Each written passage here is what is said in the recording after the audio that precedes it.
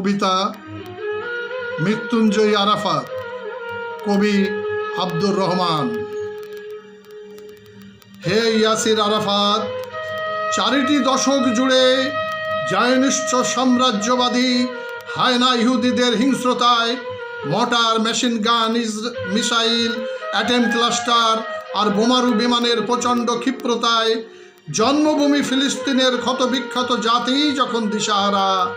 শোকার্ত মা বোন ভাইয়ের কান্নায় আকাশ প্রকম্পমান, শহীদের শানিত খরস্রোতে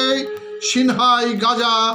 জেরুজালেম, বাইতুল মোকাদ্দাস আর জর্ডান নদীর তীর যখন রক্তপ্লুত,